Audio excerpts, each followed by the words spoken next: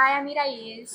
Hi, I'm Molly, and we're Built from Scratch podcast. And today we're viewing Bob from Midway Deli. Bob, would you mind introducing yourself and the Sure. business for us? Sure. I'm Bob Thompson, and I'm the owner of Midway Deli. I've been here for about 40 years now, Wow. and I started this when I was 28. Now I'm 40 years plus 28. Oh my goodness. So I've been here for a long time. What was it? Starting off. What was it like starting a business at 28, or like, what made you want to do that? Well, I knew I wanted to be. I knew I wanted to own my own business. I had worked for my uncle for a while as one of his management level people. He had quite a number of businesses, so I wanted to run my own business, and I found out that this one was for sale because the previous owner was in poor health, and I took my opportunity to buy it and jumped right off the cliff and try to own my own business. Awesome. And then throughout your journey, what do you think was your biggest challenges you faced? Well, the biggest challenge I faced from a business perspective was that I started out with sort of a lemonade stand view of business, that all I needed to do was buy and sell and buy and sell and live off of the proceeds. A very simplistic idea. So I didn't have enough capital really to start a business. And it was a very naive oversight on my part to try to start out with truly bootstrapping with my own. I skipped a house payment so I'd have some cash to put in the register. And unfortunately, um, that mistake actually chased me for probably 25 years. Always needing capital. I'd say that was probably the biggest oversight that I made. How did you overcome that, or like, what advice would you give to your 28-year-old self to be like, oh, what should I have done? Yeah. The first thing I should have done is I should have found somebody that would talk to me about the adventure that I was about to embark on, and ask them that question. Yeah. I think that's number one.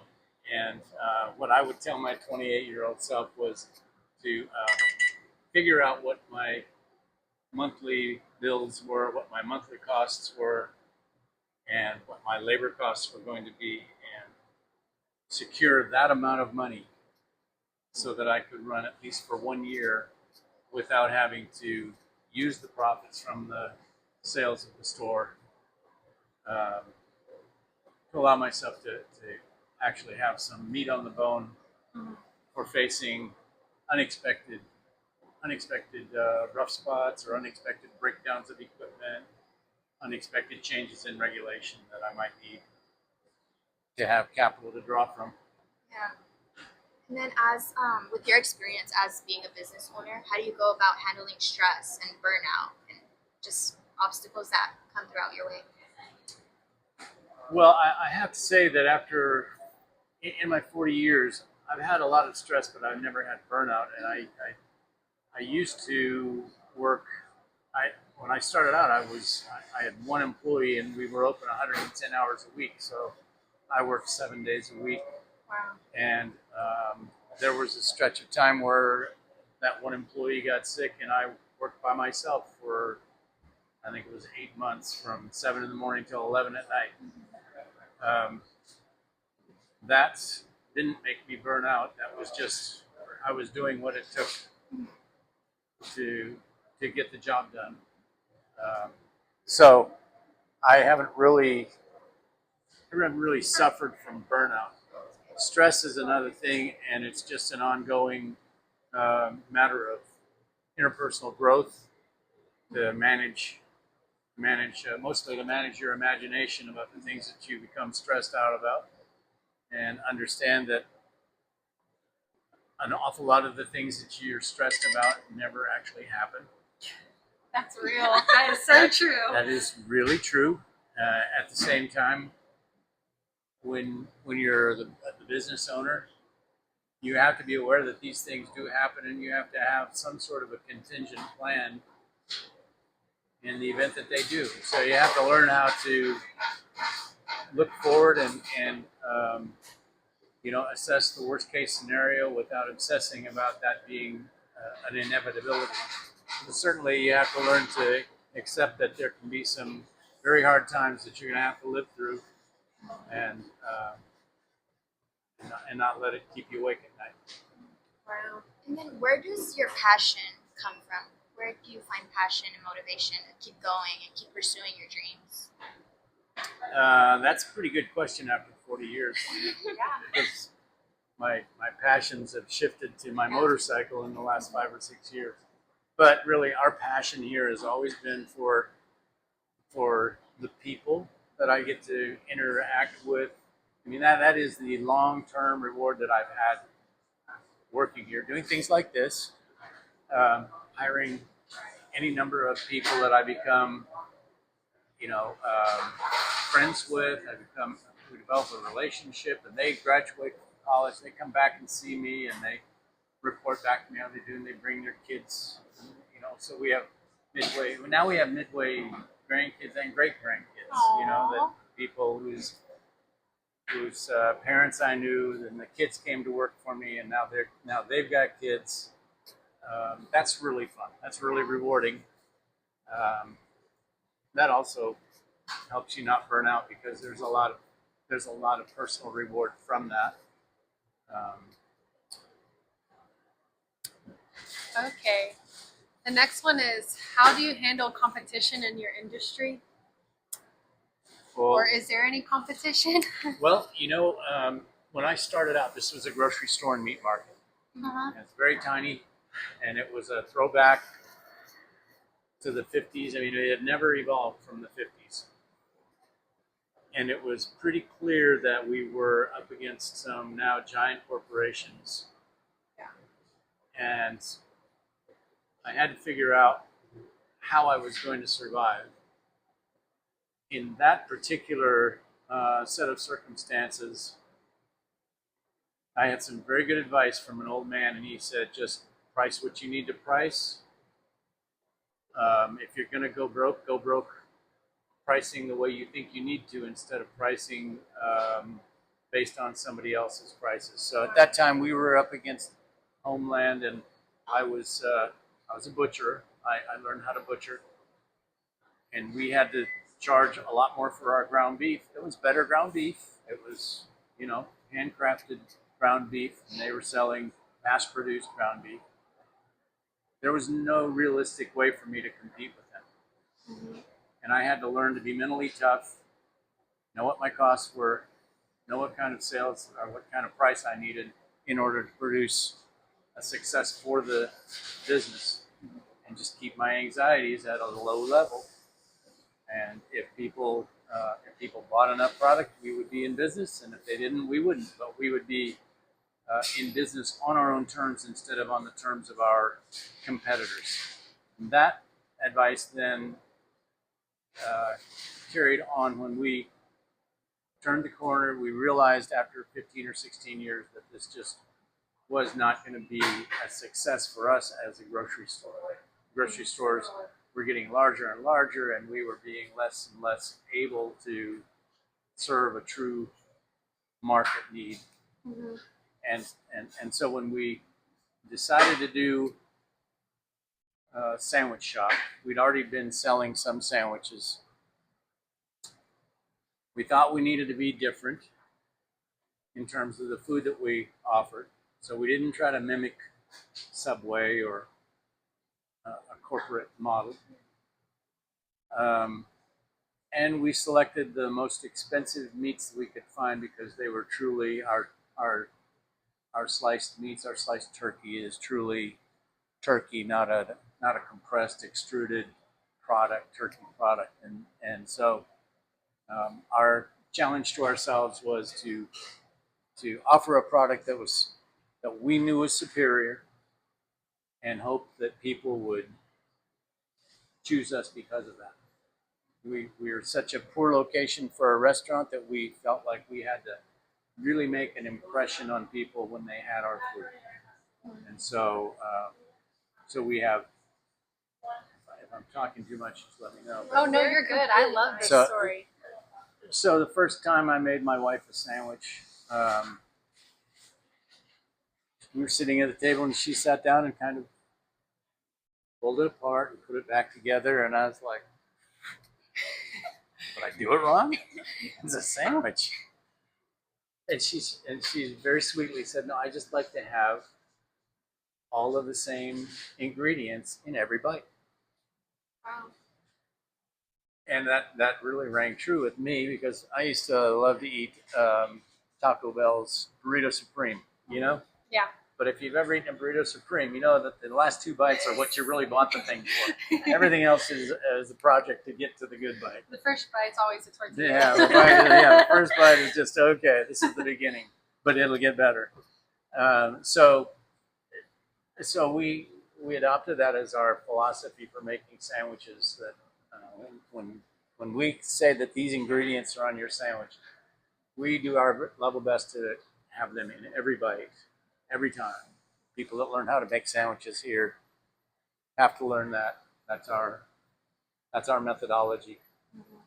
And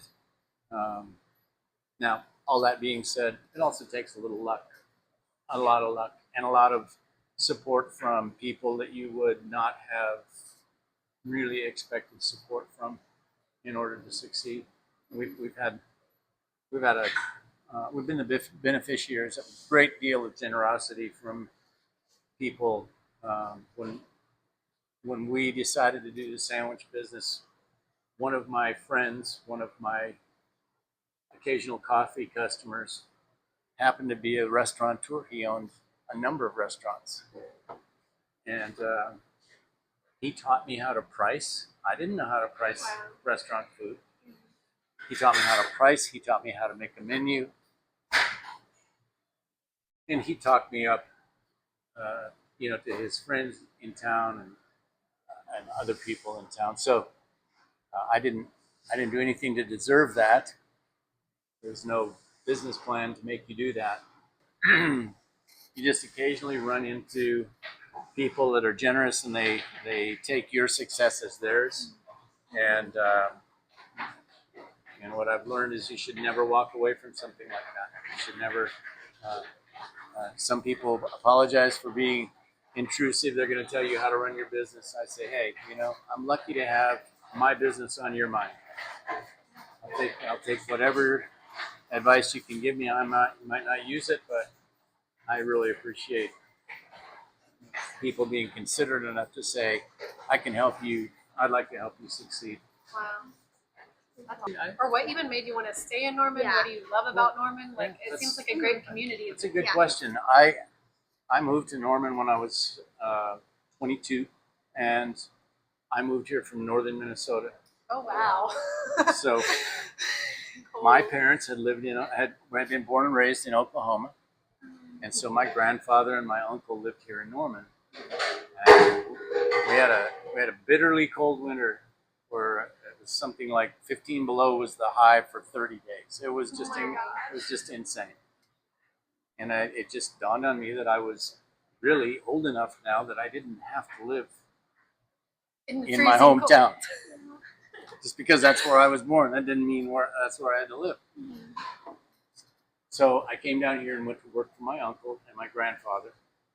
And it was my grandfather that I told him that I wanted to own my own business someday. And it was one of his friends that had owned this beforehand.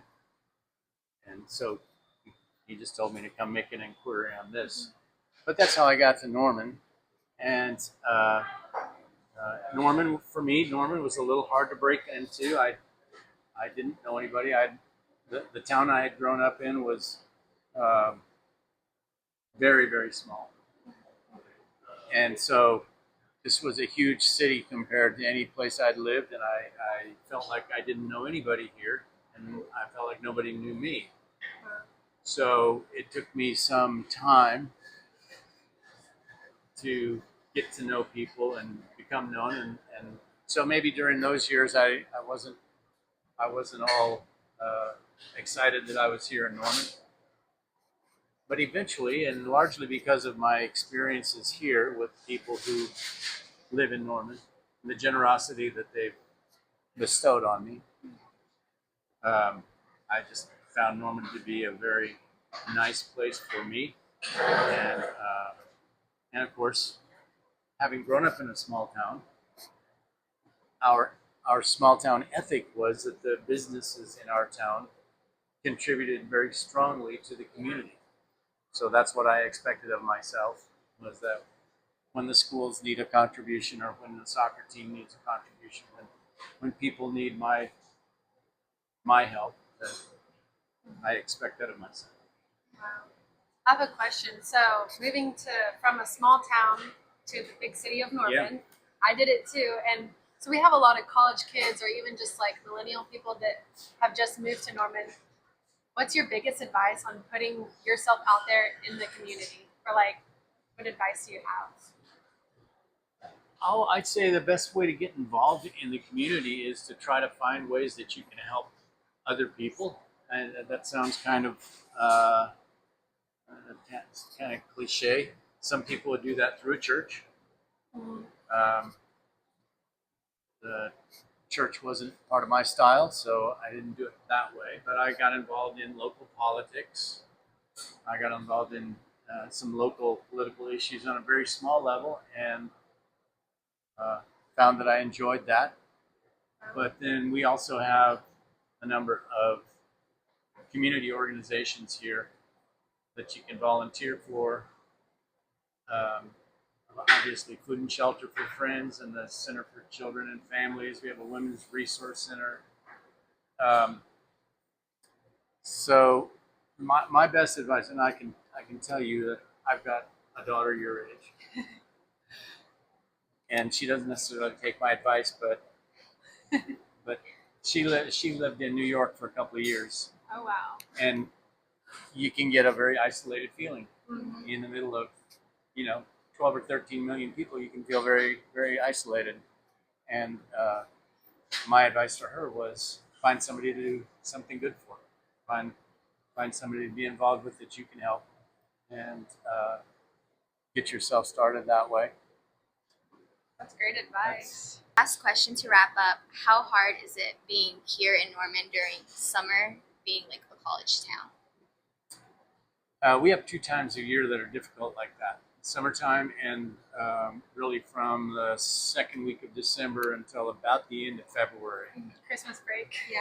Christmas break, and even after Christmas break, when everybody gets to town in August, they got pockets full of cash. When everybody gets back into town in January, they're kind of eating peanut butter sandwiches. Oh yeah, yeah. So it takes a while for the engine to start churning again, and I've just had to learn that, just like probably just like a lot of things in life, you just when you're having a very profitable quarter like we're having right now, very profitable time when the football season's in full swing, and we do a lot of work with the university. You just have to teach yourself that the money you're looking at is probably spent, and you just manage your money in such a way that you can get through a lean time, and the lean time comes twice a year, and you just have to manage your emotions, and A lot of budgeting. and you go by your budget, and then you have to have confidence that it's going to come back and it'll start up again. Sometimes that makes it hard to make good decisions. Sometimes we need more shirts, and I don't feel like putting several $1,000s into shirts because I know I'm going to have this hard time. There's plenty of decisions like that in business. If I don't buy shirts, then we're not going to sell any shirts, and I'm going to have less money during the bad time. So it's just part of the game. It's part of the deal. And it's just a little bit of a roller coaster. It's a matter of managing your money. Wow. Okay, my last question is: if somebody were to come here, what would you recommend? Like, what food item would you recommend for them to try? Well, I have to say the Vulcan. It's our #1 sandwich, and not by a little bit. Okay. Almost I'd say probably 8 or 10 to 1 versus all the other sandwiches. What's on it? I think we made 15,000 Vulcans last year. 15,000. Yeah. Wow. The Vulcan is on sourdough bread and it has cheddar cheese and a Santa Fe turkey with pepperoni and avocado. And then we have a house-made sweet chili mayo that we put on it. And it's grilled. And it truly is everybody's favorite. Now, for me personally, I'm going to recommend the Arnie because it's an Italian flavored sandwich that I really like, and it's got onions. You know, because I'm an old man and I like to have a lot of taste, a lot of flavor in my mouth. So it's got onions and pepperoncini peppers, and it's got a nice bright flavor to it. Okay. What went through your mind to design the place? Oh, that is a great question. You know, this just really has more to do with I am not a type A personality. So Tell. I love it though. I love it. So almost everything here is an accident. Almost everything here is ad hoc. There's probably a story behind every item on these shelves, and most of the stories revolve around one of my customers that they brought something in. We used to play. Well, we do play music here all the time. People bring me albums, record albums. Oh, wow. Back in the day when we would play record albums down here,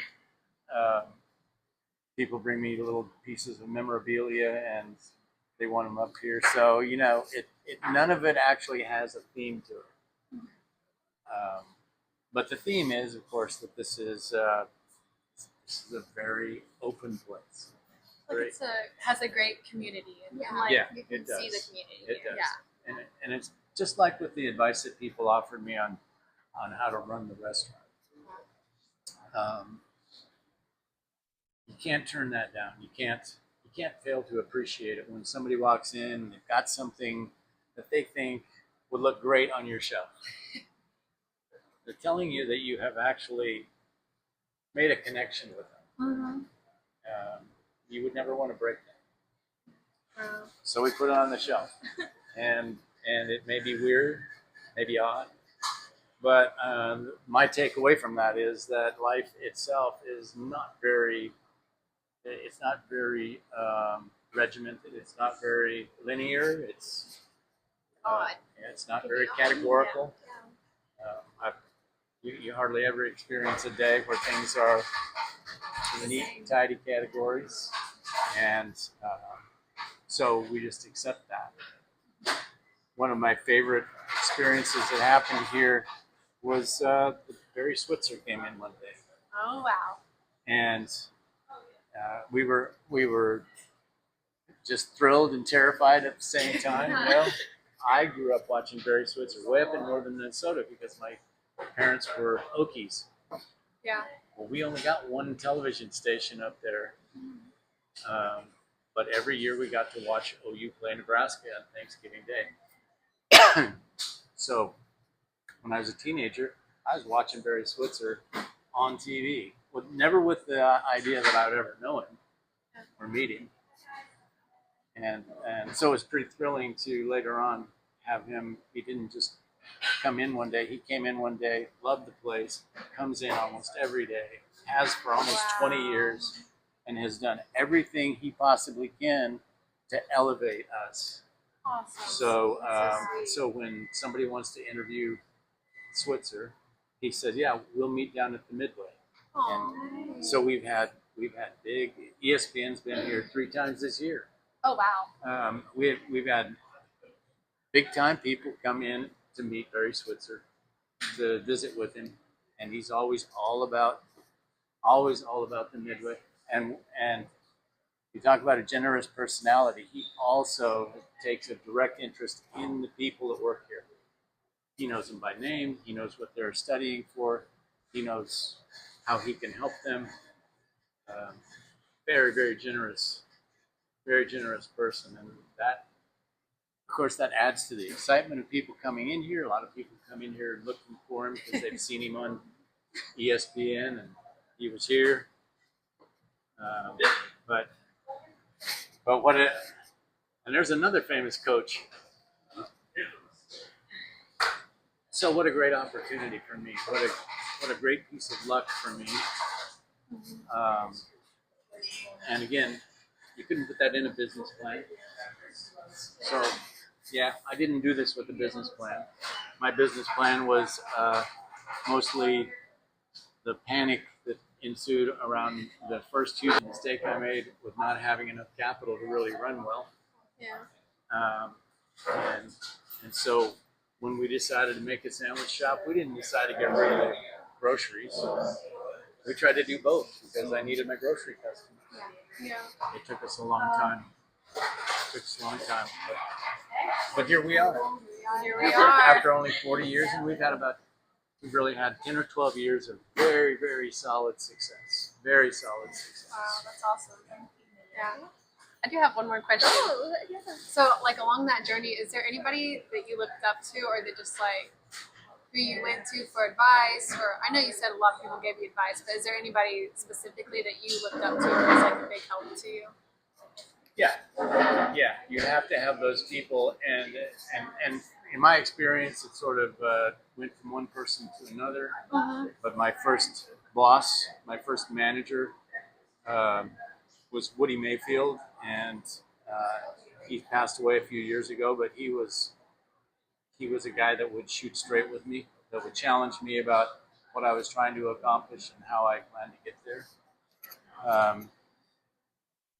Another boss that I had was a guy named Jim Jones, and he had been my boss when I was a management in management. So he was he was the chief financial officer of our other company.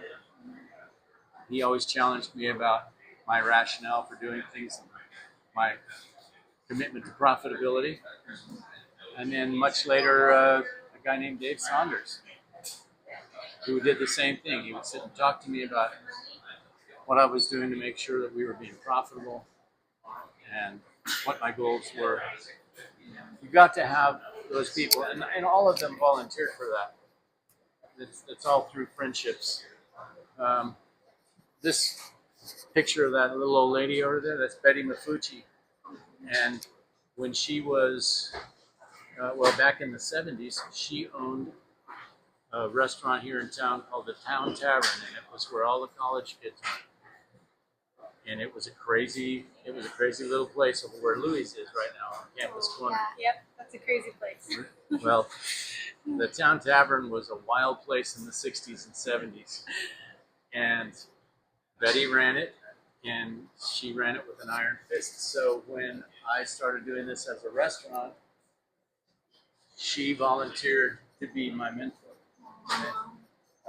And she did it by telling me what to do and what not to do, and don't ever do that again. And she was, and she's still with us. She's still solidly in my heart. But you have to have people like that.